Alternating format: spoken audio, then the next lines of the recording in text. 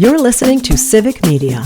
You can tune into any of our live shows on any radio station across the state with the Civic Media app. Find us in your phone's app store and listen anytime, anywhere.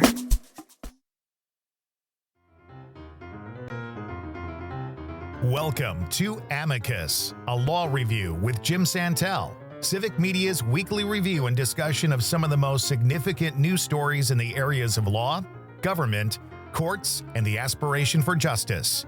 And now, here's your host, Jim Santel. This is Amicus, a law review. My name is Jim Santel, and yes, I'm your host for this hour and also the second hour of our weekly weekend broadcast on all things government, law and justice related here on the broadcast stations of Civic Media. I am honored, I'm delighted that you have chosen to spend some time with me and my terrific producer, Max, as we together with you engage in discussion about those latest breaking news stories in the areas of rule of law. And boy, do we have a lot of that from just this past week, including just in moments before we go on the air on this weekend. We're going to talk all about those. And of course, as we do in every broadcast, inviting you to be a part of that important discussion. You can call in at 855-752-4842. That number, once again, 855-752-4842. You can also text in. You can drop comments, questions, inquiries of me, also in the Civic Media Dropbox. Be a part of our discussion. Be a part of our involvement with you here on Amicus, a law review. Amicus, once again, that's the legal word, the Latin word for friend, sometimes joining the phrase amicus curiae, meaning friend of the court.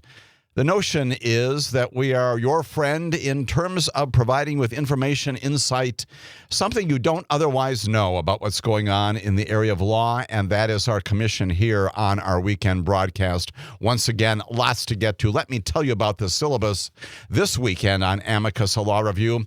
It is full of rule of law related stories and events, and again, some of them breaking days ago, some of them quite literally hours ago as we go on the air here in Radio Park, Racine, but going out to broadcast stations throughout the state of Wisconsin and beyond in the United States of America. And yes, indeed, that is the focus of a lot of what's going on in the rule of law this weekend. We're going to be spending some time talking about the authorities, the opportunities, the options that various branches of government have to affect our lives and our livelihoods. And if there is one big takeaway, one big lesson to be culled from our discussion this weekend, it is the role of federal judges, and yes, other judges as well, but especially federal judges in serving as guardrails, standards, protections of our Constitution, of our laws here in our nation, here in the state of Wisconsin. You may recall well that in late January, right after Donald Trump began his service as our president, we spent a lot of time talking about those various mechanisms already in place by virtue of our Constitution, the laws, the statutes of our land that prohibit any particular branch of government from being overreaching, from doing things that they cannot do, the checks and balances, you know those well from grade school and from high school and from college and other things that you may have been engaged in educationally throughout your life. The checks and balances, the rule of law requires, of course, that there are limitations on all the branches of government. And indeed, we talked at that time about three of those limitations on an executive branch that may choose to go beyond its assigned capacity to do the work of you and me. And indeed, we identified three of those. We identified United States attorneys, these people appointed by a president upon the advice and consent of the Senate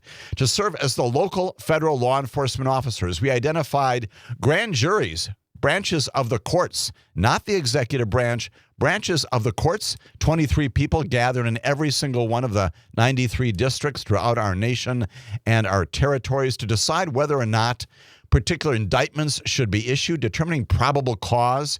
They're also a check on the executive branch and indeed on the Department of Justice. And then we also talked about the important role of federal judges deciding whether or not various actions violate or do not violate the laws of our nation, including our Constitution.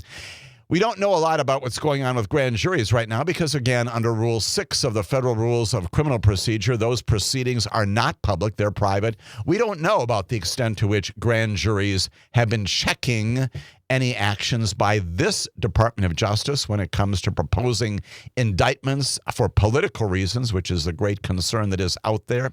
Donald Trump committing, as have others, to going after his political rivals, people with whom he does not see eye to eye. We don't know about that just because, again, grand jury proceedings are private.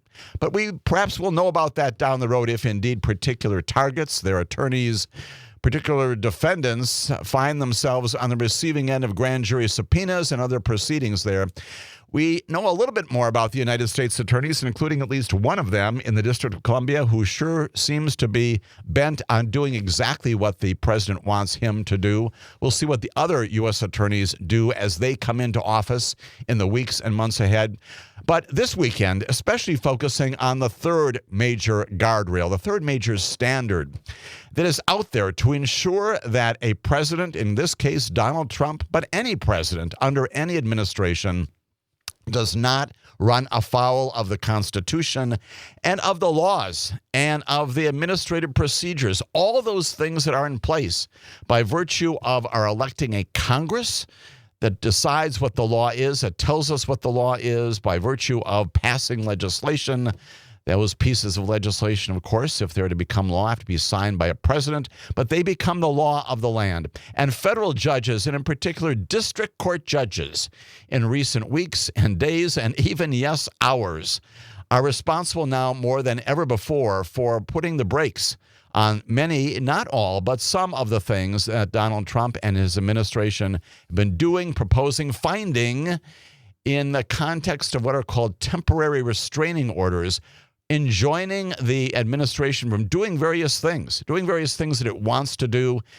This weekend, talking about the role specifically that federal judges have been taking, specifically trial court judges. We haven't seen a lot of this percolate up to the appellate level. And certainly we're concerned as well about the United States Supreme Court. They're also federal judges, justices in their case.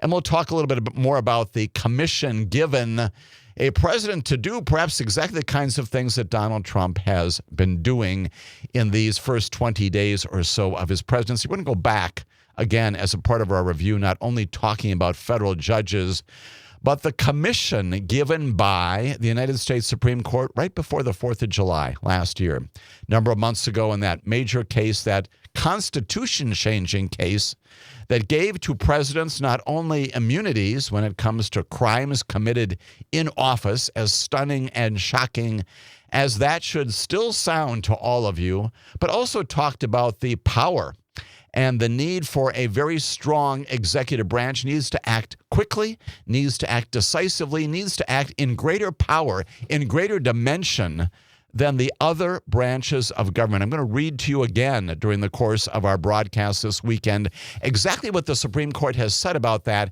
giving life to much of what Donald Trump and his administration have been doing, telling this president that he can do things that no other president in the history of our nation, 238 years, has been given authority to do. He's been acting on it. And the check, once again, at least in recent days and hours, has been federal judges saying, no, you can't.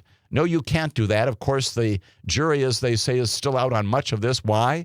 Because there are promised appeals of those district court judges' opinions and judgments going up to appeals courts, maybe one day reaching the Supreme Court once again. But right now, once again, judges serving as the guardrails in America. And then we're going to spend some time talking about the other major rule of law event this past week, and that is we have a new Attorney General. Her name is Pamela Bondi. She was sworn in on Wednesday of this week.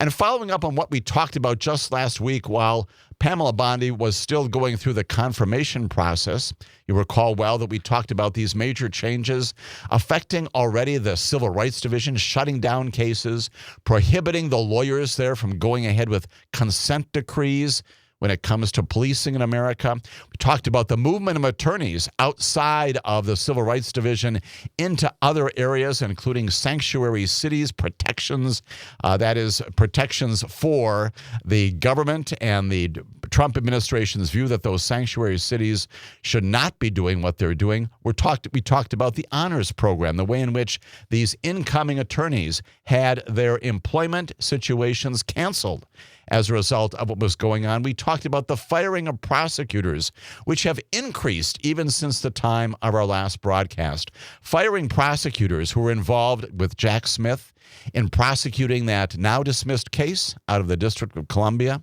charging the now president at that point, also private citizen, but former President Donald Trump for his involvement in January 6th. Also firing the prosecutors in Jack Smith's team who were responsible for prosecuting that documents case coming out of Mar-a-Lago. Since the time of that, promises to fire more prosecutors, and indeed promises made good on, as prosecutors involved in the January 6th insurrection rioters have also been given their pink slips in the past week, principally by the U.S. Attorney in the District of Columbia, who has told them that their services are no longer necessary. And also talking about this major policy inside the Department of Justice, telling U.S. attorneys as they sit in their offices now, as they come into office in the coming weeks, that they should investigate and prosecute local and community law enforcement partners if those partners fail to follow the dictates of the Trump administration when it comes to immigration policy. We talked about all of that last week, and there has been more even in the weeks since that time. We'll talk about Pam Bondi's investiture. We'll talk about the comments that she made that department attorneys serve Donald Trump, not the people of the United States of America. I'll contrast that with Barack Obama and my own experience with him and Eric Holder when I was a United States attorney. We'll talk about her promise to investigate more the prosecutors involved in cases that the president does not like presently from his past. We'll talk about her establishing some new task forces in the area of religion. We'll talk about her shutting down some things in the area of environmental enforcement and national security. We'll talk about all of those kinds of things. We'll talk about her work to stop the work against Russian oligarchs who are operating in this nation. And we'll talk also about what's going on right now with the FBI, again, at the hands of Emile Beauvais, the Deputy Attorney General, the acting Deputy Attorney General, when it comes to special agents also involved in the January 6th investigations. All of that happening just this past week. All of that coming up in our ambitious but achievable agenda here this weekend on Amicus, a Law Review.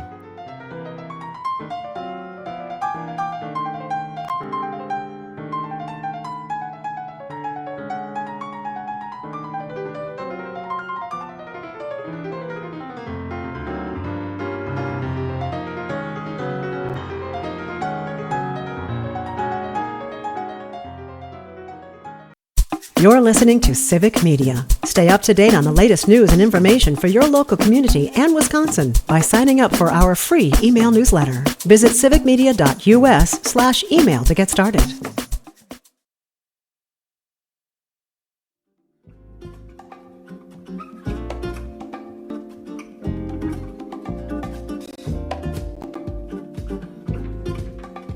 This is Amicus, a Law Review. My name is Jim Santel, your host this hour and next hour.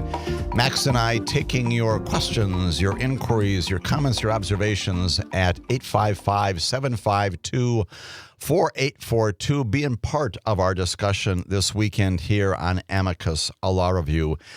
A big rule of law broadcast this weekend, talking about the executive branch, talking about the Department of Justice, which is a part of the executive branch, talking about the FBI, which is a part of the Department of Justice, talking specifically about judges, the role of federal judges recently in checking Donald Trump on many of the things that have animated these first 20 days with breakneck speed. At the very end of our broadcast, we're going to talk about a district court judge in the District of Columbia, Superior Court of the District of Columbia, something that she did with respect to the Proud Boys, and some engagement with a congregation, a black church there in Washington, D.C., now in charge, believe it or not, of the Proud Boys name.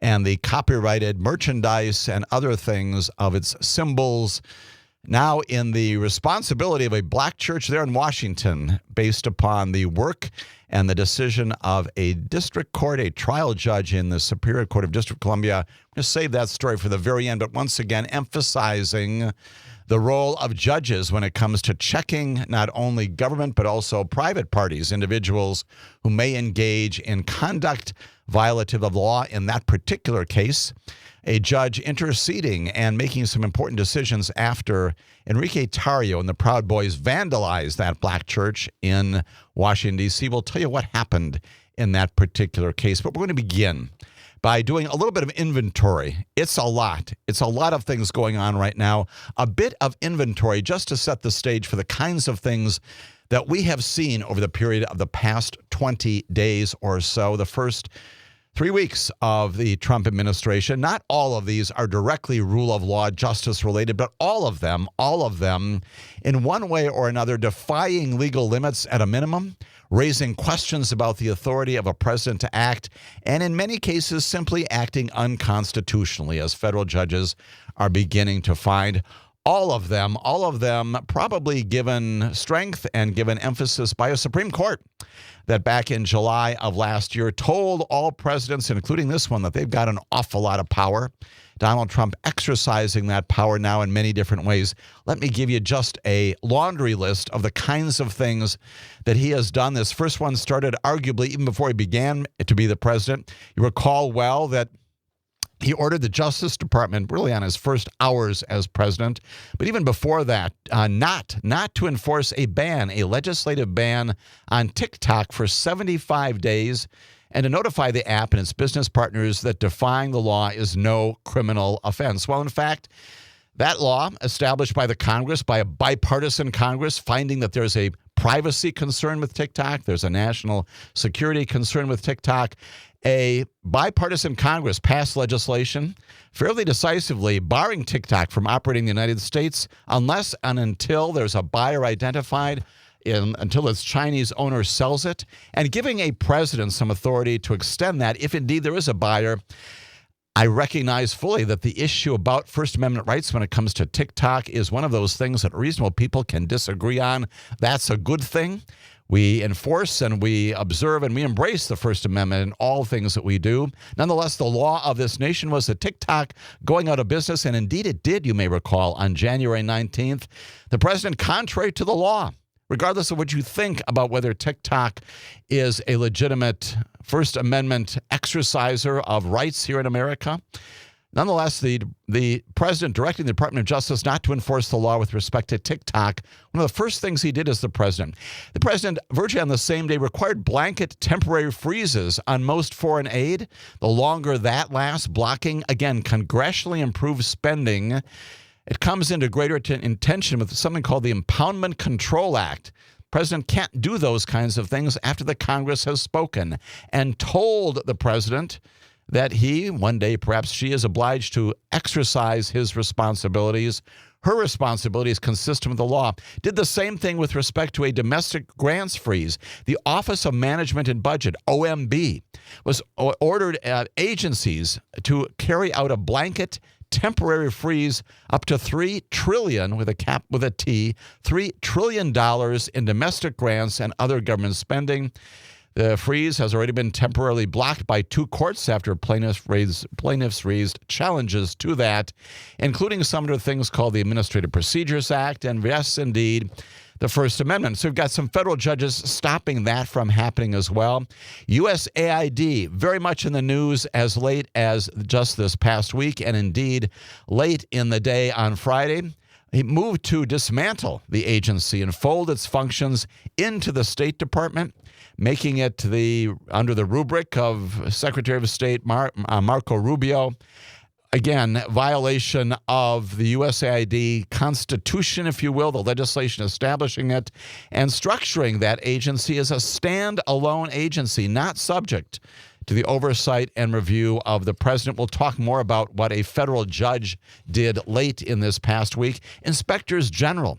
The president summarily fired 17 inspectors general, the watchdog officials who hunt for waste and fraud and abuse in our government agencies.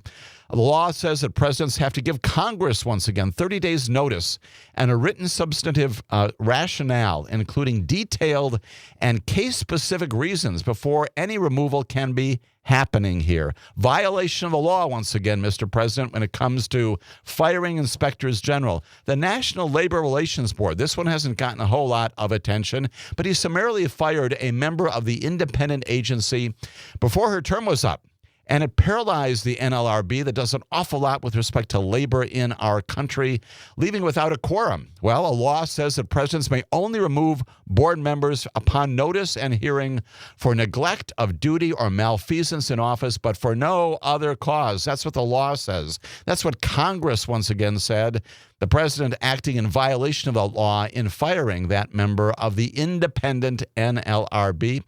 Federal prosecutors already made reference to those, summarily firing prosecutors involved in cases against President Trump himself, and of course the January 6 rioters already pardoned by the president or given commutations. Civil service job protections, as we have long discussed on this broadcast, against arbitrarily and without basis firing federal workers without good cause, without reason, without hearings before something called the Merit Systems Protection Board. That's the mechanism for addressing these kinds of things. The president taking upon himself to do these things unilaterally, firing federal prosecutors, firing also, if not now, certainly in the future, firing probably FBI agents subject to the same kinds of MSPB protections, Merit System Protection Board, those kinds of things going on in violation of the law. You recall well, all of this was started in many ways on his first days by declaring, the president did, that the Constitution's 14th Amendment no longer should be interpreted as granting citizenship to babies who are born on U.S. soil, contrary to the clear language and the interpretation of the 14th Amendment for all of its years, ever since it was passed in the wake of the Civil War. Long-standing understanding the 14th Amendment does, in fact, grant citizenship to those infants. All of that happening, again, in the first few weeks of this presidency. Many things all suggesting a president engaging in lawless behavior. When we come back, we'll talk about what we think are the predicates for this. How does Donald Trump get that authority? And it comes from, yes, indeed, the Supreme Court. All of that when Amicus, a law review, continues.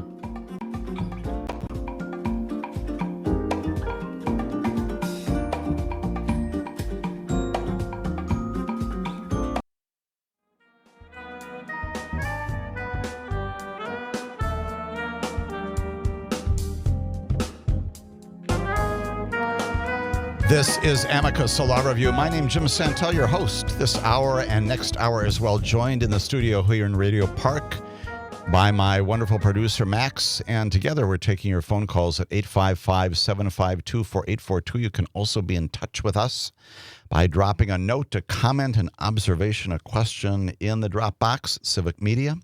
And we are talking this weekend in our broadcast all about the rule of law, checks and balances.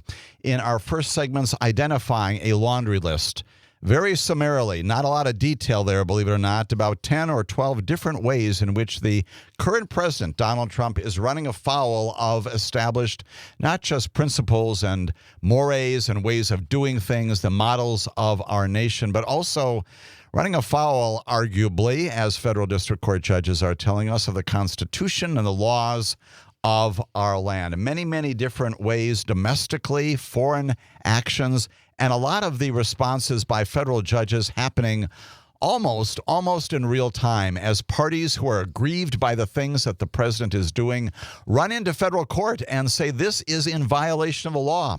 Do something to stop it. And federal judges have been responding almost unanimously in various areas. We're going to be focusing upon at least 4 of those in this broadcast, ways in which the federal district judges have entered what are called temporary restraining orders. That is, temporarily preventing Donald Trump, temporarily preventing the administration from going ahead to pursue these various things, including everything from birthright citizenship revocation to NLRB appointments to prosecutors, to foreign aid and domestic aid freezes, all kinds of things.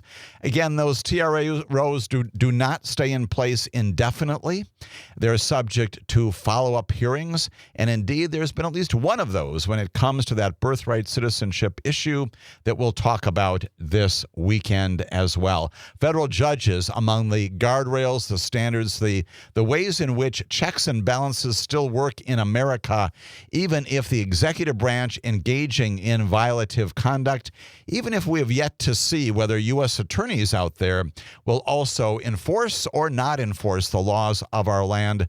Not a lot of visibility yet on whether grand juries are preventing investigations of people inappropriately pursued already, arguably, by this administration. And that will also lead to the other subject we'll talk about later in our broadcast. That is our new Attorney General and the many things that she is already doing, creating and stopping various task forces, creating various mechanisms, new policies with respect to national security and our environment, all kinds of things going on, as she said, as the Department of Justice serves Donald Trump. Keep that in mind. I'll contrast that to what my boss, Eric Holder, and my ultimate boss, the former president of the United States of America, said to U.S. attorneys back in his administration, that administration, of course, Barack Obama, telling us that that we don't serve him. We don't even serve the government. We serve the people of the United States of America. Contrast that to what our incoming new Attorney General has already said about the ways in which fealty and allegiance to Donald Trump is all what the Department of Justice is about. Let's get back, however, to the predicates for where this is coming from. Where does Donald Trump receive the authority to do this? Well, in part, he says it's political. In part, he continues to make reference to the fact that he was given, as he says, a mandate by the American population way back in early November. And based upon that mandate, he is doing the things that he's doing. That's what he's telling us right now. The people of America told me to do these things, and that's what I'm doing. I'm making good on campaign promises. Question whether or not many of these things, including, for instance, the USAID issue, which is looming large right now, whether that was a part of the campaign at all or that was an add-on. He did begin to talk about it in December of last year. But putting aside the timing of all of this and the focus of all of this and the breakneck speed with which all of these executive orders and directives to hire and fire and to impose various restrictions with respect to money and policy and practice, putting aside the speed and the inaccuracy and the failure of this to be supported by law, the question is, where does Donald Trump get the authority to do this? And I would offer, as I have before, that we can look again down Pennsylvania Avenue, beyond the parking lot there on Capitol Hill, beyond the parking lot of our Capitol building. Go across the street there to First Street, First Capitol, and look at the United States Supreme Court and what they did and what the Chief Justice did on July 1 of last year. We've talked a lot about this on this broadcast. I would offer to you that the specters that we posed back then, the ghosts, the concerns about the implications of this major case, Trump versus United States, had not yet been seen under the Biden administration, because you had a president until January 20th who was not invoking these amazing powers given to a president by the Supreme Court. And this president plainly doing just that in ways that we have seen, probably many ways in which we have not yet seen. What did the Supreme Court do again way back in July? Seems like a long period of time ago. It's not. The language of what I'm about to recite for you remains the law of this land. This is Trump versus United States, July 1, 2024. A majority of the Supreme Court, admittedly just 6 members, written by the Chief Justice, scathing dissents by 3 other members of the Supreme Court, as you know well. Elena Kagan, Ketanji Brown Jackson, Sonia Sotomayor, fearing for the future of the democracy, fearing for the future of the republic, they wrote, and dissenting not with respect to what the Supreme Court had done. The Supreme Court, in addition to establishing for the first time in our history the notion that a president is indeed above the law, and that concept in itself probably given Donald Trump an awful lot of support and reason to do what he is doing. Those immunities, both presumptive immunities, going into the notion that We're going to presume that a president is immune for virtually anything that he or she may do. Absolute immunities when it comes to the Department of Justice. Again, a focus of a lot of this coming out of his White House in recent days. And again, the Bondi administration, the Bondi Department of Justice itself. But beyond the specifics of that major, horrific, catastrophic decision coming from our Supreme Court and the pen of our Chief Justice, John Roberts, back in July, are the first pages of that order that are somewhat overlooked when we think about the overall impact of that order, saying, yes, Mr. President, you're immune from prosecution.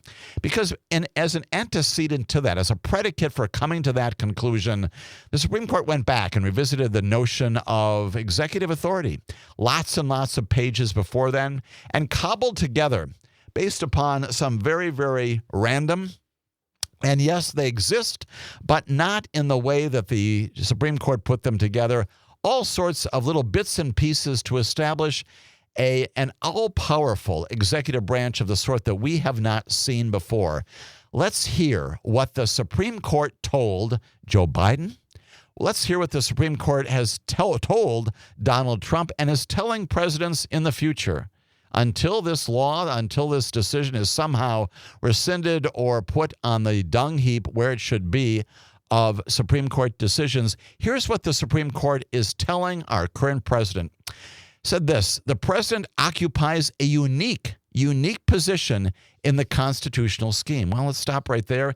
One of three branches, and yes, unique in terms of the executive authorities, but not unique in terms of sharing responsibility with other authorities. Nonetheless, the Supreme Court is saying the president occupies a unique position in the constitutional scheme as the only person who alone composes a branch of government. Now, that's certainly technically true. It is physically true. Is that a basis then for vesting in that singular person all of the authorities that are to come? Offer that just the opposite would be true, because there's no check and balance. You don't have 435 members of the House of Representatives who check each other. You don't have 100 members of the United States Senate. You don't even have 9 members of a Supreme Court. You've got one person alone. Supreme Court says that's the basis for giving that person a huge amount of power. There's even more.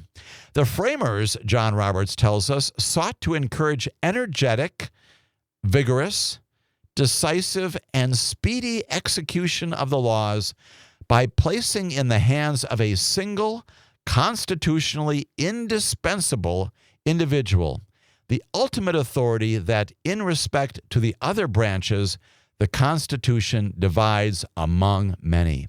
Oh my goodness. Let's read that again. Let's take that in one more time, because that's the language. That's the language that is giving Donald Trump from his view, his authority to go ahead and do these things, yes, as quickly as he's doing these things, but also with the power that he's doing it. Supreme Court told him that the framers of our Constitution envisioned that our president would be energetic, vigorous, decisive, and speedy in the execution of laws by placing in his singular hands constitutionally indispensable individual rights, the ultimate authority to do these things that in other branches is divided among other people.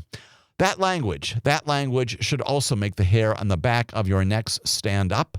The Supreme Court goes on, says the framers also deemed an energetic executive essential to the protection of the community against foreign attacks, the steady administration of the laws, the protection of property, and the security of liberty. Now, lots of that you can't object to. A lot of that's in the Constitution.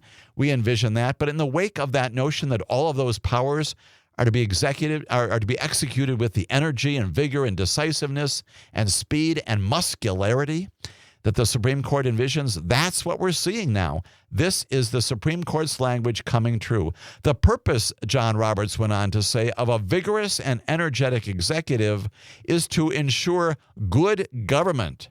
For a feeble executive implies a feeble execution of the government. You have to have vigor. You have to have energy, John Roberts tells us, because if you go in the opposite direction, you get bad government. And a bad government implies feeble government, and we can't have that, he said. went on to say, the framers accordingly vested with the president a supervisory and policy responsibilities of the utmost discretion and sensitivity, has to make the most sensitive and far-reaching decisions entrusted to any official under our constitutional system. There accordingly, John Roberts went on to say, exists the greatest public interest in providing the president with the duties of his office. Appreciating, again, this is John Roberts in Trump versus United States, July 1, 2024, appreciating the unique risks to the effective functioning of government that arise when the president's energies are diverted. Unless they can be completely focused on these things, don't divert the president, because if you divert the president by proceedings that might render him unduly cautious in the discharge of his official duties, we have recognized presidential immunities and privileges rooted in our constitutional tradition of the separation of powers and supported by our history. That's a lot of language there. All of that saying that indeed, because there's a risk of feeble government. There's a risk that a president might be diverted by things like, say, checks and balances, by people saying, Mr. President, you can't do that. Mr. President, you're not above the law. We can't have that, John Roberts is saying. And because of that diversionary possibility, we have to have this energetic, vigorous, decisive, speedy, muscular executive that we have not seen. We have not seen until this presidency and the last 20 days. We're reminded here on this broadcast of the commission, the responsibility that the United States Supreme Court holds as well, sending this instruction. And let's be clear, this is the law of the land in America. This is not some random musing by John Roberts and 5 other colleagues, admittedly with scathing, horrific dissents by other members of the Supreme Court, horrific only in the sense of horrified by what the majority has said and done. This is not some random musing. This is not a law review article. This is not a piece appearing in a law review in the Wall Street Journal, in the New York Times, and any other newspaper. This is not something that's posted on social media. This is the law of the land, and we follow it.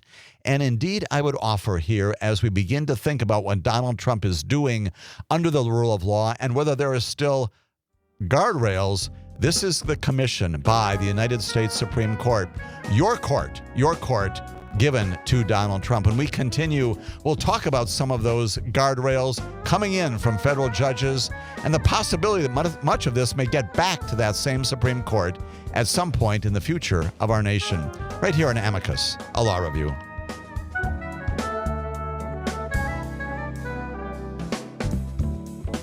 You're listening to Civic Media. Find the latest news, information, and archives of all your favorite shows on the Civic Media website, civicmedia.us.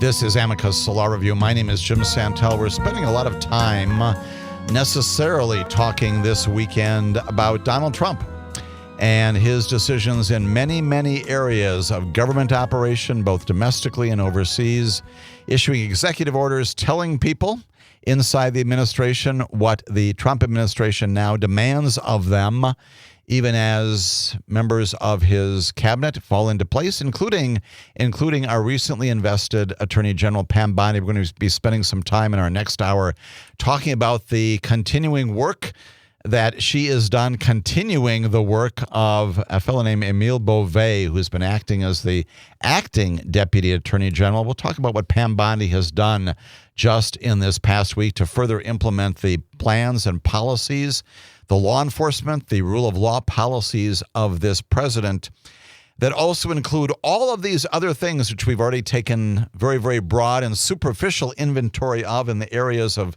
yes, social media and TikTok and inspectors general, the National Labor Relations Board, federal prosecutors, birthright citizenship, all kinds of things, USAID, grant freezes domestically, foreign, all kinds of things out there that almost defy listings because they're changing all the time, and more of them happening again at breakneck speed.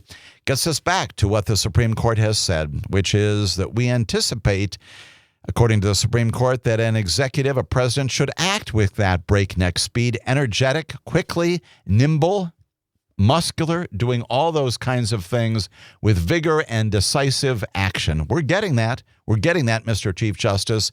And you commissioned the president to do just this. However, we also have a system of laws in America, and many of the individuals, many of the groups out there who have felt aggrieved by these various actions of the president and his administration in all of these areas have gone into federal court. And what do? You go in and you file, yes, that's right, a lawsuit. You file a civil complaint. All of these are civil in nature. None of them is criminal, because only, of course, United States attorneys and only grand juries can issue grand jury indictments, of course, coming out of the federal system. But citizens, all of us, groups, individuals, can run into the federal district courts, the 93 of them nationwide and in our territories, run to the district courts and go into the clerk of court's office and say, I'm filing this complaint. That's the legal name for the document that initiates a civil action. And in those civil complaints, outlining exactly what the president has done in a particular area, identifying the nature of the executive order or the directive coming out of the White House, and identifying then the ways in which, according to the petitioner, the plaintiff in that civil case, the defendant, whether it could be a particular agency, more often it is actually Donald J. Trump in his official capacity, sometimes other members of his cabinet, the defendants in those cases, identifying the ways in which they are running afoul of the laws. That's all put forth in a document. That's called the complaint. And accompanying those complaints are also what are called petitions for emergency relief, asking the judges to whom those cases are randomly assigned in various districts around the nation, please act quickly. Why? Because if you don't, bad things will happen. You need to preserve the status quo until we can get in front of you in a full trial, a full days long, certainly hours long at a minimum proceeding, to explain to you why it is that what the president has done is in violation of the law, violation of the Constitution. So right now, Judge, that's the request that goes along with the complaint. Please stop this from happening. Direct the White House, in your role as a federal judge, checks and balances, the kinds of things that we do understand in the Constitution. Under Article 3 of the Constitution, you have got that right to check another branch. You've got the right, as one of our first Chief Justices said, to decide what the law is and tell us what the law is, and to decide on the legitimacy of actions by an executive branch. That's what goes on when the petitioners go into federal district courts and ask for immediate relief. And that's what we've seen in recent days in virtually all of these areas. In the area of birthright citizenship, in this area of shutting down the USAID, in the area of this incentive program for getting rid of government employees, telling them to resign now, we'll continue to pay you through September, but leave now. And yes, indeed, as late as when we're coming on the air here this weekend, another judge telling Elon Musk that indeed he has to keep his hands off all of that Treasury information that relates to the ways in which the Treasury Department intersects with millions, hundreds of millions of Americans on a regular basis. A federal judge now temporarily stopping that. Of course, the important notion there, temporarily doing this until such time as the parties can come in and argue these cases at greater length, identifying exactly what's happened, the impact of these cases upon those particular plaintiffs, the groups that they represent, the individuals serving as plaintiffs. That's the process that's right now going ahead in many ways, big and small. And yes, it is indeed difficult to keep track of all of it. We're going to identify again just four of those. I mentioned them already, in which federal judges, once again, in America, doing their duties under Article 3 of the Constitution to provide some check and some balance. Now, again, as I invoke the Supreme Court and its rule, what can happen? Well, these judges can indeed, they can do what's called vacate a temporary restraining order. They can decide not to issue an injunction of a permanent or even preliminary nature. They can say, you know what, my initial stay of all this action that was improvidently granted, I'm going to let the government go ahead and do just this. Highly unlikely that will happen, given some of the things that the judges have already said when it comes to access to these Treasury information blocks, these incentive programs, the USAID issue, birthright citizenship. An awful lot of those judges already saying, you must be kidding. Where are the lawyers? This is so overtly contrary to the law that everybody should know that this does need to be restrained, does need to be stopped. But there's a chance that when these cases go ahead, the judges can do more to rescind, to refine their orders that they're already entering. Of course, all of these orders are then subject to appeal to the various circuit courts. We've talked a lot about those here on this broadcast. You go up to the 4th Circuit, you go up to the D.C. Circuit, to the 9th Circuit, to the 11th Circuit, the 5th Circuit, the 10th Circuit, and say, you know what, that lower court judge, he got it wrong, she got it wrong. And you get before a panel of judges and you argue the case there that the lower court decision was wrong or right if you are the successful litigant at the lower court level. And yes, indeed, all of this underscores the prospect that all of this work right now being done at district courts could ultimately see the light of day where? Back at the United States Supreme Court. United States Supreme Court that, again, has given an awful lot of authority to our president in this major decision. As Amicus, a law review, continues, we're going to talk about specifically what's happened in those 4 major cases, lots and lots of litigation out there. Federal District Court judges, I would offer the heroes of this weekend broadcast who are providing the guardrails against unconstitutional behavior. Stay with us for all that discussion.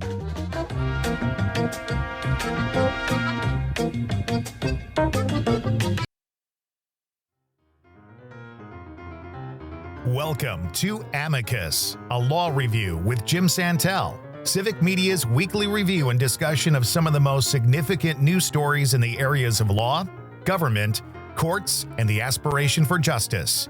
And now, here's your host, Jim Santel.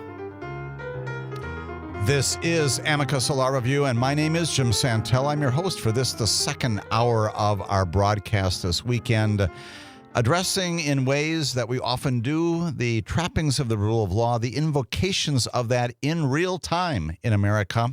Much of this, if not all of this, in response to the breakneck speed with which our president is issuing executive orders in a great variety of areas, financial, domestic, international, having to do with the basic ways in which we live and pursue our livelihoods in our nation, and the roles of federal judges in addressing whether those things that the president is doing are constitutional, legal, contrary to, or in compliance with the laws as passed by the Congress. An awful lot going on right now in the federal district courts of our nation, perhaps very soon in the appellate courts of our nation, and maybe, yes, indeed, back in the Supreme Court, when one or more of these challenges to what Donald Trump is doing may reach that high tribunal, and requiring the justices once again to determine whether or not they meant what they said back in July when they talked about this hugely muscular, energetic, vigorous, decisive, speedy executive that's necessary as opposed to a feeble executive, which is not consistent with the Constitution. That's what John Roberts said back in July. All of this, a fascinating, fascinating time to think about these things in terms of rule of law and justice and the processes of government, but also recognizing that there are real live human beings inside all of these cases. They're real live human beings, citizens, residents of our nation, that are affected dramatically by what is being done. And so we never overlook that aspect of that. And that includes, again, this decision early on, unilaterally, by our president that the 14th Amendment doesn't mean what it says and says what it means. Birthright citizenship, he said, no longer exists, goes into court, many cases around the country. Let's talk about just a couple of them that have percolated up, in which, again, courts have said that no, people in America born here in our nation, they do in fact have a right to citizenship. 150,000 children born each year, and therefore entitled to the benefits and the rights of citizenship in our nation. That's what the Constitution says. And absent that, they will be stateless. Absent that, some of them, if not all of them, finding themselves without the benefits of citizenship. 150,000 children every single year has an impact upon human beings. Well, for the second time in just about the past week, a federal judge has issued, get this, a nationwide across the board, every state, a preliminary injunction, more than just one of those TROs, the temporary restraining order I talked about before, to block President Trump's effort to end this concept of automatic citizenship for babies born on U.S. soil to undocumented immigrants. This decision was handed down again by a judge we've heard from before. His name is Judge John Cowenauer.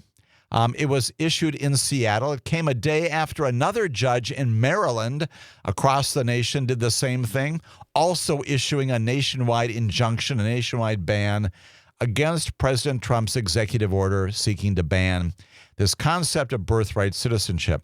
Now, the judge in the Seattle case, again, had previously entered a TRO. Now he's making it permanent. He said this. He said, the Constitution is not something with which the government may play policy games. If the government, Judge Cowenauer said, if the government wants to change the exceptional American grant right of birthright citizenship, it needs to amend the Constitution itself. And that's the judge saying, Mr. President, you do not have the capacity unilaterally to issue an executive order and change the Constitution as you like. Now, the current Justice Department, yes, under now Attorney General Pam Bondi, has said that's going to appeal that order where? To the Ninth Circuit. That's where the appeals from the district court in Western Washington will go. But all of this, of course, underscoring the unanimity of federal judges out there who are scratching their heads and saying, what's going on there? Birthright citizenship, again, guaranteed under the 14th Amendment. And ending that, of course, would require amending the Constitution. Judge Cowenauer was unpersuaded by the arguments, although there was skeletal made by the current administration in front of him. He said it's become ever more apparent that our president, he's talking about Donald Trump, for him, the rule of law is but an impediment to his policy goals. Those are strong words coming from a federal district court judge. The Maryland case, also national in scope. The Washington decision, again, joining along with Maryland and others out there. There are more hearings coming up in the days just ahead in other courts around the country, all of them bolstering this notion that the federal judiciary feels very strongly that what the president has done here, or attempt to do here, is wrong and cannot go ahead, not only for legal purposes, but also in the interests of those hundreds of thousands of children born and therefore getting citizenship in our country. The Seattle decision, of course, signals that the federal judiciary believes strongly in the Constitution, that their guardrail role is in place. It is significant that the judges who are entering these orders are appointed by Republican and Democratic presidents.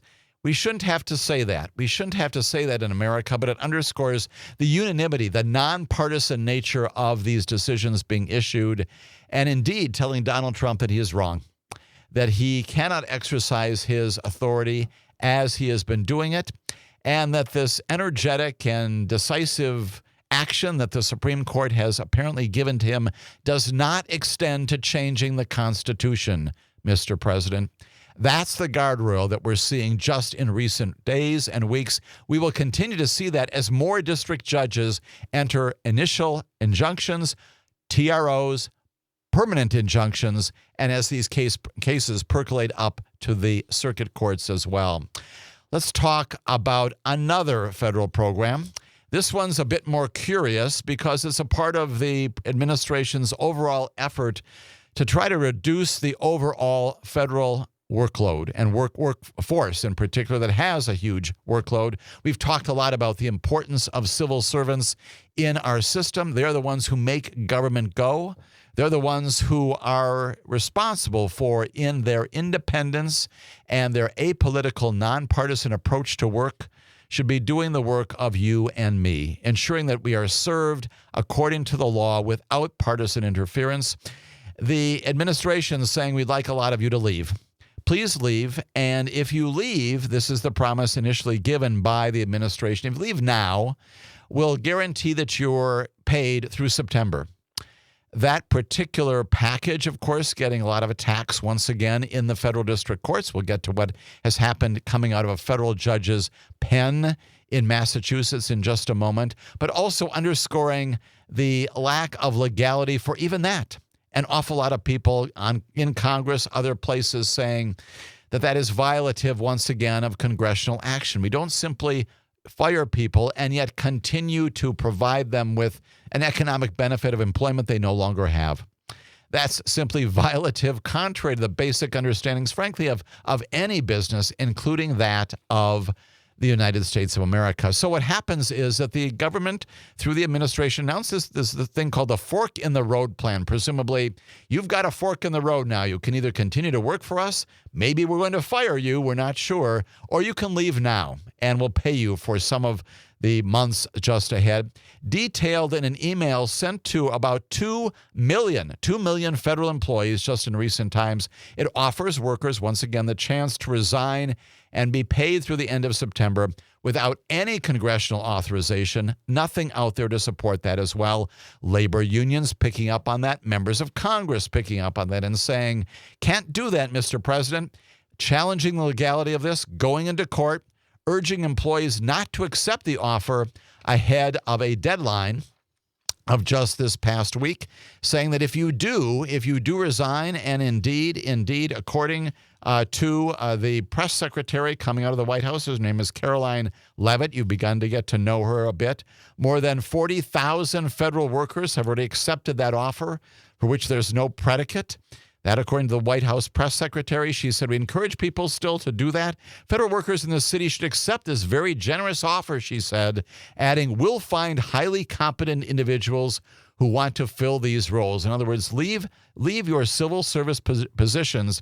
We'll find somebody else to come in, and we'll presumably train them in the jobs for which you have already been trained. Don't worry, go on with your lives, leave now. That's the encouragement from this administration, once again, to undermine the civil servant workforce in America. Well, what happened, of course, is that you've got various groups, including labor unions, going into court. And one of those cases is in the District Court of Massachusetts. It's a federal district in and of itself, in addition to being the Commonwealth of Massachusetts. And a federal judge named George O'Toole Jr., U.S. District Judge in the District of Massachusetts, stopped the Office of Personnel Management from moving forward with the program until Monday, put a stay on this. The deadline was previous to that, late this past week. The offer, which had been set to expire at 11:59 on Thursday, again, a part of this sweeping effort to attack, if you will, to reduce the federal workforce overall, plainly a part of this thing called DOGE, pursued by Elon Musk without any authority in and of himself. We'll get back to Elon Musk in just a few moments. And something that happened just this weekend with respect to his authority. All of this a part of their attempt to cut the size of the federal government and to do it in a draconian way. And again, is almost certainly unsupported by legislation. Well, the judge in Massachusetts, again, postponed that deadline, saying, well, you can continue to sign up for it, but I'm going to have a hearing on Monday afternoon about all of this. Put basically a TRO in place to enable people to continue to sign up for this if they wanted to do it, but promised a hearing on Monday afternoon to look at all of this, to figure out whether or not this program offering federal workers this incentive to quit, whether this makes sense. Stay tuned, plainly. Watch this space to see whether or not this federal judge, George O'Toole in Massachusetts, follows the plan, the pattern of other federal judges saying, wait a minute, Mr. President, do you have authority to do this? What's the argument in support of your authority? Isn't this the kind of thing that only the Congress can do? And yes, Congress has great authority when it comes to establishing the trappings of civil employment, a huge amount. They establish not only the agencies for which they work, the independent agencies, but also the ways in which they're compensated through our federal government. We'll see what the judge in Massachusetts does. We'll talk about other judges in America also pushing back on the initiatives of this presidency when it comes to the constitutionality and legality of these many executive orders here on Amicus, a law review.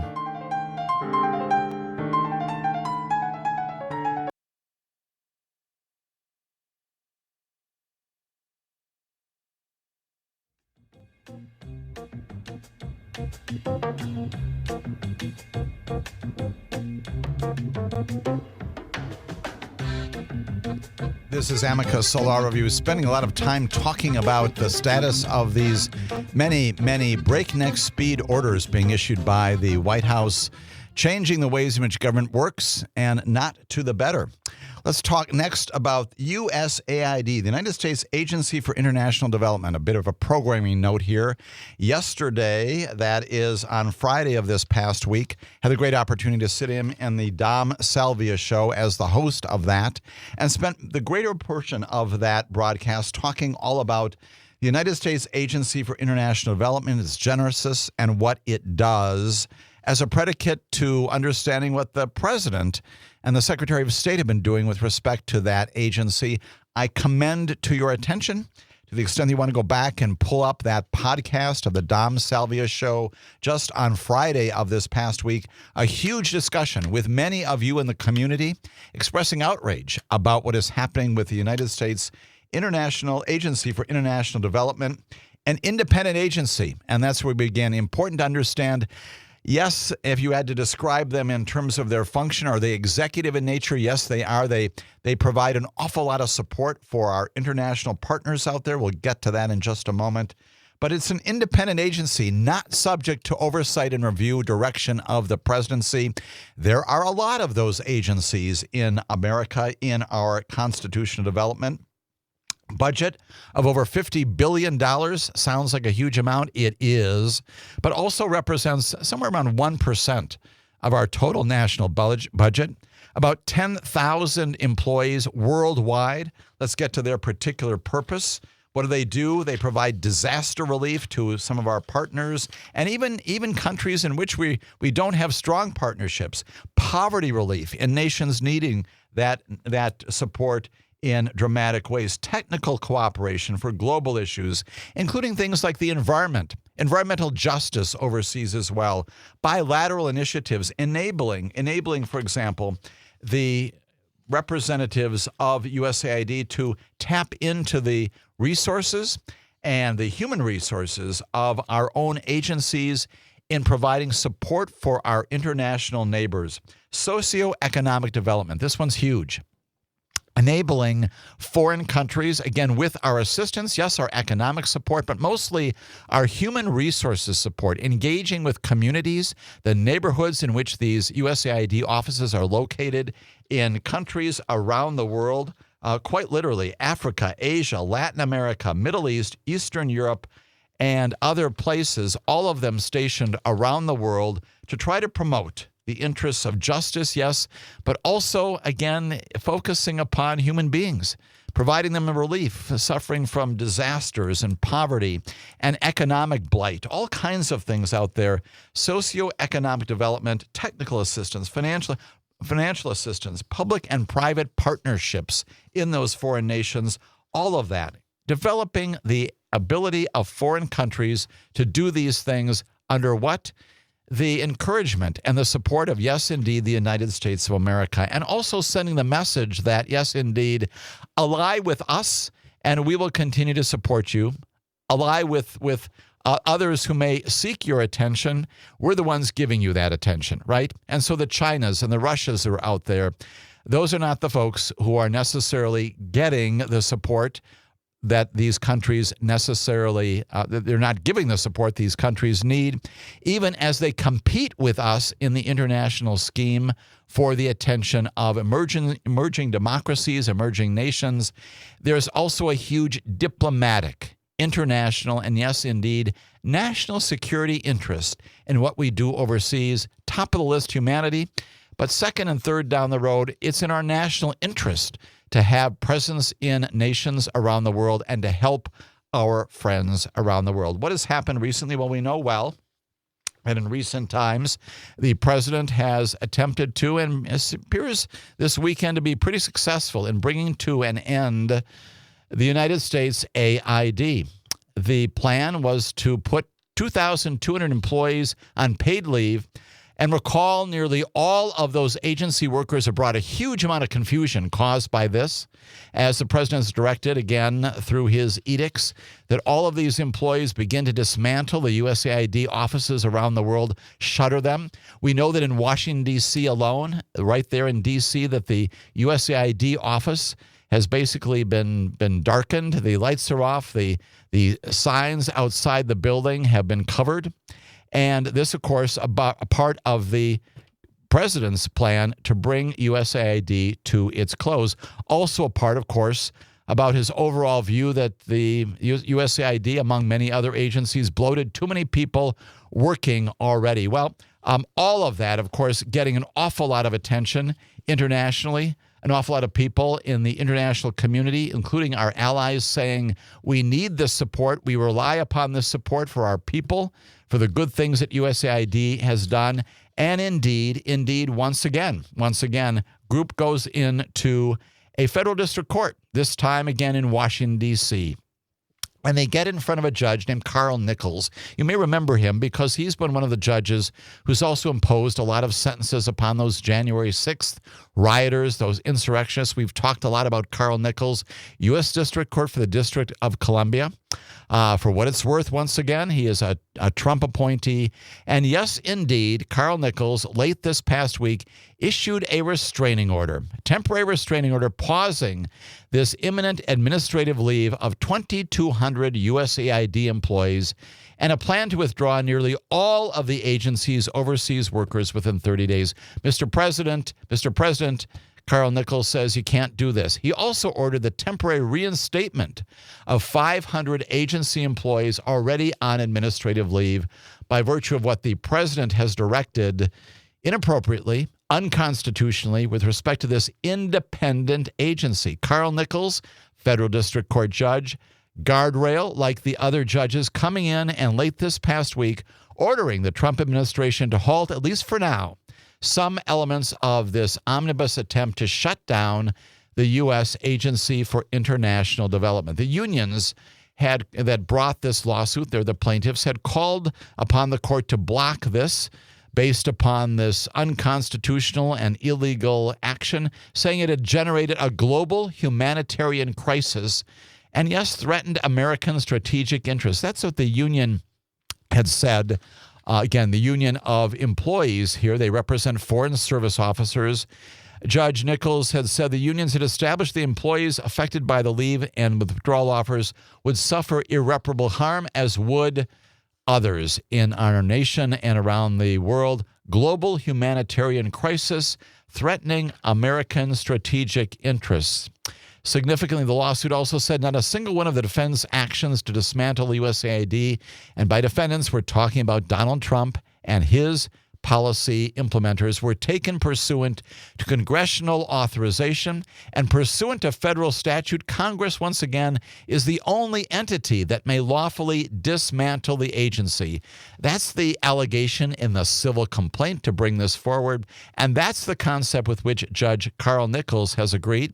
Filed this past week, again, the groups, the Democracy Forward and Public Citizen Litigation Group, and the American Federation of Government Employees, notes that the central role of Elon Musk, once again, in doing all of this and his hands all over this effort, now enjoined by a federal district court judge, at least for a while, until once again a court can entertain more information and argument about the legitimacy, if any, of doing all this. When we come back, yet another instance of more federal judges acting as safeguards of our democracy here on Amicus, a law review.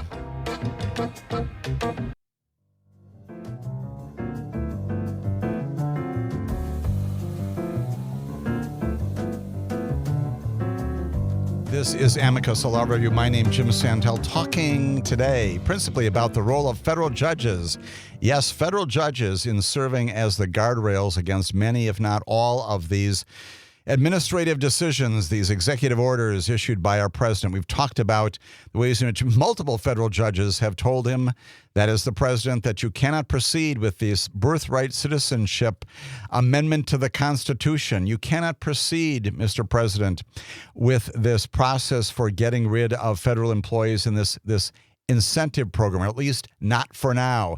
Told him as well that when it comes to USAID, this huge agency responsible for international support and assistance, at least as to that, likewise, we're going to stay that. We're going to impose an injunctive order with respect to that as well. And indeed, there's another one. There are many others out there. This is a sampling, believe it or not, of the good work that federal judges are doing to uphold the law in America. This one coming just as we're going on the air here. A judge halting the access to that Treasury payment system by, yes, indeed, Elon Musk's team. A federal judge just Saturday, just today as we're on the air, temporarily restricting access by Elon Musk's government efficiency program, those Doge people, to the Treasury Department's payment and data systems, saying once again that there is a risk of irreparable harm. That's the standard by which federal judges look at these things when they come in on these emergency applications. Will there be some harm that we cannot repair down the road unless I stop this from going ahead? The judge today saying, yes, indeed, that's exactly it. This is U.S. District Judge Paul Engelmeyer, and saying in particular that the new policy of allowing political appointees and special government employees access to these systems, which again, as you all know from the news, contains highly sensitive information like bank details, all of that heightens the risk of leaks and the system becoming more vulnerable than before to hacking. Judge Engelmeyer has now ordered that any such official who is granted access to the systems since the day the president became the president, he ordered to destroy any and all copies of that material downloaded from the Treasury Department's records and systems. Get rid of it. And oh, by the way, if you don't do that, you're in contempt of court. Also restricted the Trump administration from granting access to these categories of officials. The defendants in that particular case, again, brought in the district court. The defendants, President Trump, Treasury Secretary Scott Bessent, B-E-S-S-E-N-T, you may be getting to know him as well, and the Treasury Department itself have to show cause, that is, come back into the courtroom on February 14th, yes, Valentine's Day, before Judge Jeanette Vargas, who's handling the case on a permanent basis. In other words, it was enjoined by Judge Engelmeyer. Jeanette Vargas is the one who's going to be having this substantive hearing, but until then, hands off, the judge is telling these Doge officials. The order, once again, comes in response to this federal lawsuit filed by Letitia James. We've heard from her before. Of course, she is in New York. She is the Attorney General. 18 other state attorneys general across the nation charging that when President Trump gave Musk the run of these government computer systems, he had, again, breached protections enshrined by the Constitution and failed to, here we go, faithfully execute the laws enacted by Congress. That's the due care clause of the Constitution. The attorneys general saying the president had given virtually unfettered access to the federal government's most extensive information to this group of what we think are young aides who work for Mr. Musk. Runs a program the administration calls, without, again, any congressional authorization, the Department of Government Efficiency, or DOGE. It's not an actual department, doesn't exist, not given any legal authority. The group supposedly assigned to cut costs somehow. Members are attempting to access government data to support initiatives to block federal grants from reaching certain disfavored beneficiaries. That's according to the lawsuit. The response from the defendants, including Elon Musk, publicly stated his intention to recklessly freeze streams of federal funding without warning, pointing to his social media posts in recent days. All of that happening just this weekend. Yes, indeed, a huge, huge breach if this were to continue, and also significant. Why? Because it's through those systems that everyone who gets federal benefits, Social Security, Medicare, all kinds of things, payments made in the Agriculture Department, Health and Human Services, SBA, all kinds of things, food stamps, all kinds of programs out there get processed, again, through the Treasury Department because they're responsible for getting the money out there. They're the ministerial agency that is responsible for getting money into the accounts of corporations and, yes, of private entities, not-for-profit groups, and individuals who anticipate those monies coming into their accounts. Again, this is a big victory for the folks who are pushing back on all this. Elon Musk, of course, also showing up at the Labor Department, trying to do the same thing. We've got judges looking at that as well. The upshot of all of this, all of these 4 cases, they're symbolic of many other things in which federal judges today, once again, are saying, no, Mr. President, you can't do this.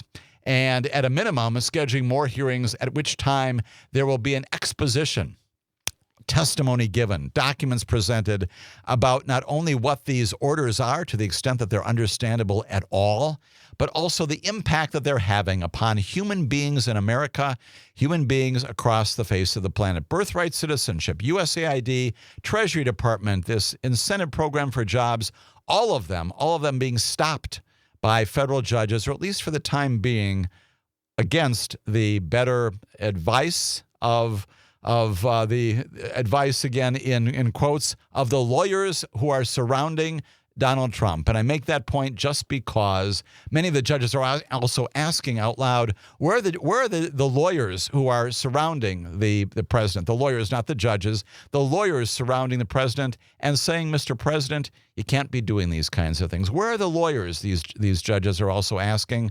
Well, apparently they're giving advice to our president that he can, in fact, go along and do these kinds of things. Federal judges saying, not so fast, can't do it. We have appreciated very much throughout our time on the air, of course, the calls and the comments from our listeners, and that includes just this morning. Delighted to have with me Kristen calling in from Waukesha here. Kristen, thanks for joining this conversation. Good to hear from you on our broadcast. Hi, Jim. Good morning. All of this stuff that they're doing so rapidly, especially the USAID, I guess I'm just looking for your opinion. Are these people ignorant of the national security strategies that this agency holds together, or are they doing it on purpose to weaken our national security? Because this agency was put together with such care to really, like you said, maintain these bonds with our allies and make the U.S. a partner around the world. Right. And to just pull the strings out from that, it's really dangerous. It's huge. And I can't believe we're going to just let the Kremlin and China fill the void of the United States around the world. Could not agree more, Kristen. Absolutely. And that's the point, right? Is that if you do these kinds of things, you're not only affecting, and I know the focus right now is on these employees, which are significant, right? These are people who, again, could get jobs, as you and I both know very well, could get jobs in a private sector making a whole lot more money, stay at home and do an awful lot of things. They've decided to take these jobs themselves to assist other people in foreign countries. And the related point, which you're also making, assisting these foreign nations and communities in becoming better. And so it's not just an economic issue. It's not just a workforce issue, as important as those things are.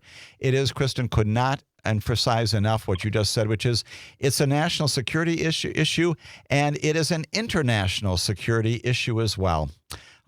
When we vacate the field, as you just said, others will enter. Those others who enter the vacated areas are not our friends. Those are the Chinas and the Russias and the North Koreas of the world. It is also internationally, it's an international policy disaster.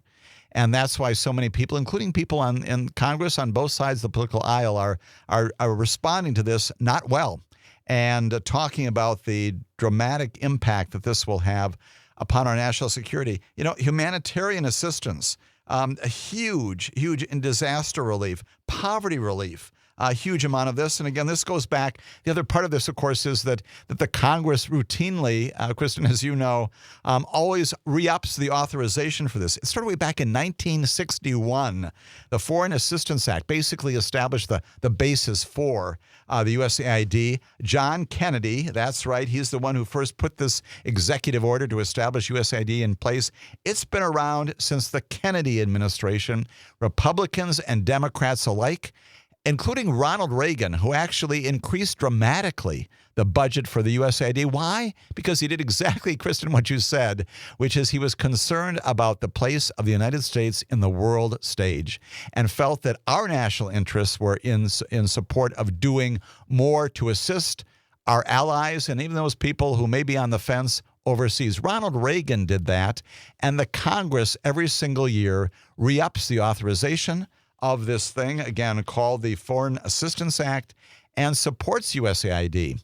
This is not done. This is not done by any measure. And the head-scratching question that you raise is the same one these federal judges are raising. Who's making these decisions? Who's making these recommendations about this? It is so ill-tempered. It is so ill-timed, of course, given what's going on in the world today. And even for the long run, hugely unproductive. We've got a federal judge who right now is at least for the temporary time, has said, we're not going to go ahead with this. There's a lot on the plate of that, involving employment issues, involving congressional issues to authorize, involving what USAID does generally. But it shows, I think, Kristen, and what others have commented about is the recklessness of this administration, all of these areas. This is a big one. All of them are big. This is a big one in terms of the future of our nation, the future of the planet. Thanks so much, Kristen, for your comment. Mark is also on the phone. Mark, thanks for waiting a very long time. Appreciate, as always, your contributions to our discussion. Yeah, not a problem, Jim. I've actually gone out and been kind of scanning through some of the comments that have been made about this stuff. It appears that people do not understand what USAID does. They don't understand what the Consumer Protection Financial Bureau does. They don't understand what the inspectors general do. It just, briefly to put it in place, it is just remarkable the level of ignorance because most of these agencies have operated cleanly and effectively through the decades. They haven't raised any eyebrows at all, so people don't understand what important roles they actually play. And for the Supreme Court, going back once again to the Supreme Court, assigning, kingly powers upon the presidency, it's precisely what, if I understand it right, what the anti-federalists were concerned with.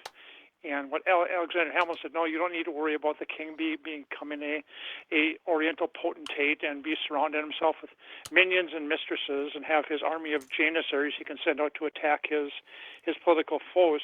But precisely, I think that is what we are seeing today, because with his pardon of the January 6th insurrectionist and in some cases treasonous people, that he has activated his own little private army that he could probably activate at any time, in addition to the ones that didn't show up on January 6th, would be in fully support of supporting Donald Trump in this.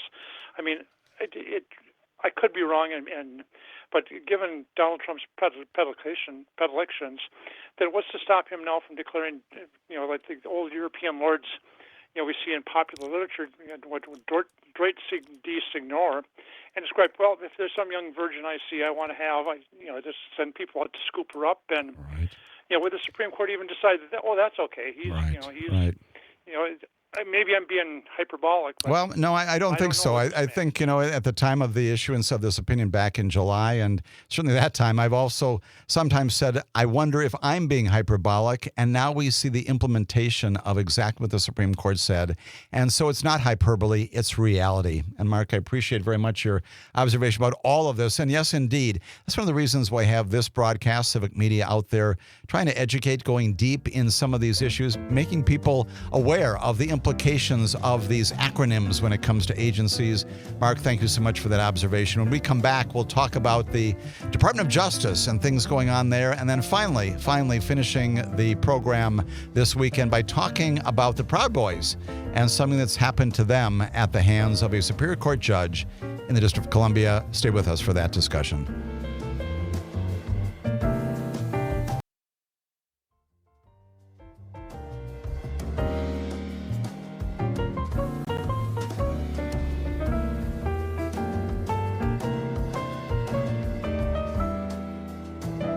This is Amicus, the last segment of our broadcast this weekend. We're talking again about the rule of law. And one of those other safeguards that should be there, that is the U.S. Department of Justice, We'll see under the Biden administration whether or not there is any pushback, any tempering of some of these decisions coming out of the White House. That should be the role, in part, of the Attorney General. It certainly doesn't appear in the first few days of Pam Bondi's term as our Attorney General, our Chief Federal Law Enforcement Officer, that she is adopting that role. She was sworn in just this past week. At the time, the president said this. He says, I know I'm supposed to say she's going to be totally impartial. Yes, Mr. President, you should say that. With respect to Democrats, he said, but I think she'll be as impartial as a person can be. Boy, that doesn't give us a whole lot of satisfaction or confidence, does it, when it comes to her commission? Indeed, what has she done in her first days? Well, she's also spoken about serving Donald Trump and not serving the people of the United States of America. I recall very well when I was a U.S. attorney, one of the regular meetings that we would have in Washington, D.C., all 92 U.S. attorneys coming forward. We met with Barack Obama in the White House in the East Room, and I remember very clearly him saying to us, you know what? You are not my attorneys. You are not my attorneys. You're not even the attorneys, if you will, for that building down the way there for all of the other Department of Justice employees. You're not that at all. You're the attorneys for the United States of America, the people of this nation. We don't serve inside the Department of Justice the interests of the president. We serve the interests of justice. A difference from the past and this Attorney General. What else has she done? She has certainly indicated the actions of Emile Beauvais in not only terminating prosecutors who were responsible for the January 6th and Mar-a-Lago cases, terminating the prosecutors in the D.C. U.S. Attorney's Office who were responsible for prosecuting those 1,600 people responsible for the insurrection on January 6th. None of that's going to be turned back at all.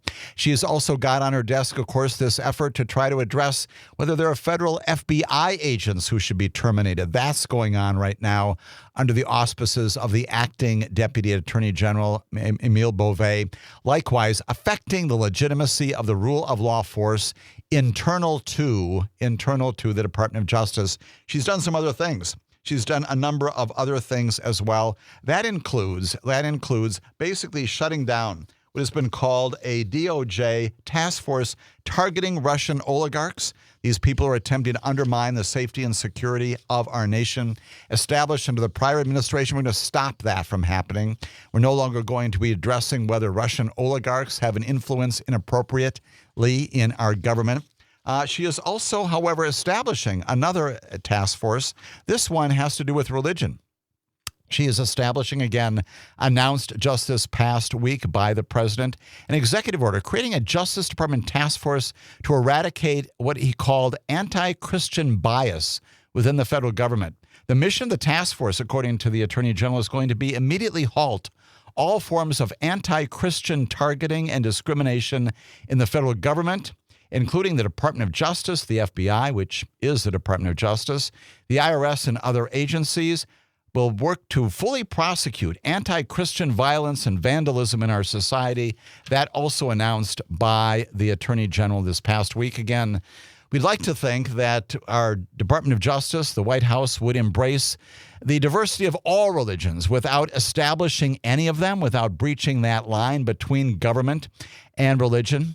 And that every religion, whether it is a Christian faith, a Hindu faith, a Buddhist faith, a Sikh faith, is Islam, Judaism, Sikhism, whatever the faith is, all of them are a part of our national experience. None of them should be impacted in any way by an attempt by the government to establish religion or even to promote one above another, which seems to be the approach of this task force. What else is the Attorney General doing? Well, we know as well that she has all but basically reinstated, giving a new life to the federal executions, the moratorium put in place by former President Biden, who ended federal executions and prevented those from going ahead. She has ended that, and so we can anticipate more federal executions happening.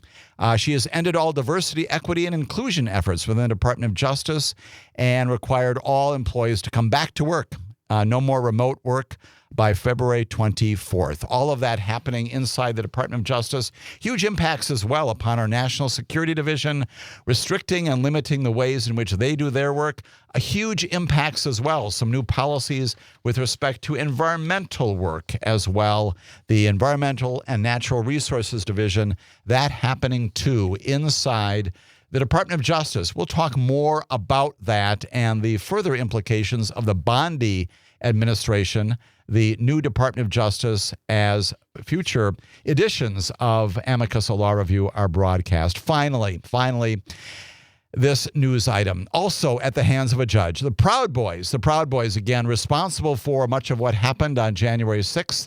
Many of them have their sentences commuted. A pardon issued to Enrique Tarrio, this fellow who was given a 22-year prison term on charges of seditious conspiracy, pardoned by this president, receiving a full and unconditional pardon, commutations of other sentences imposed upon this group that is plainly responsible for an awful lot of what happened on January 6th.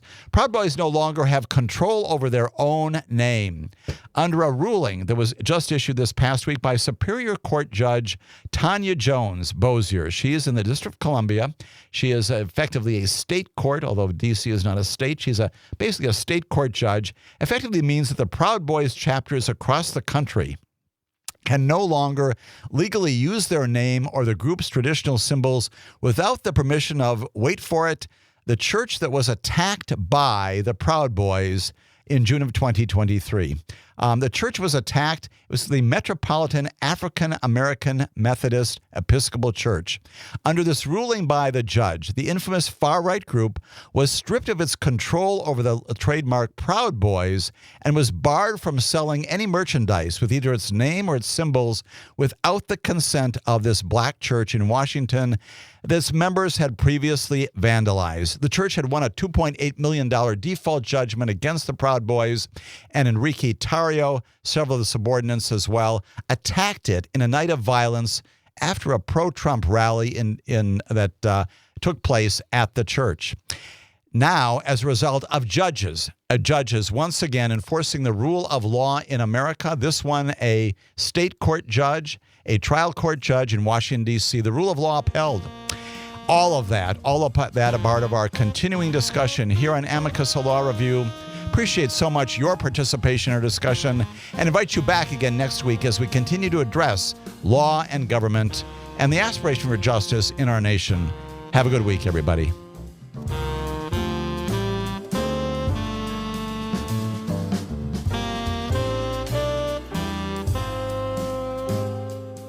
The national news cycle never stops, but it can be hard to find news about your local community. Civic Media is dedicated to providing quality local and state news coverage across Wisconsin. With the Civic Media app, you can get notifications about local stories that matter to you and your community. Find the free Civic Media app in your phone's app store and choose notifications from the menu to tell us what kind of news you want to hear about.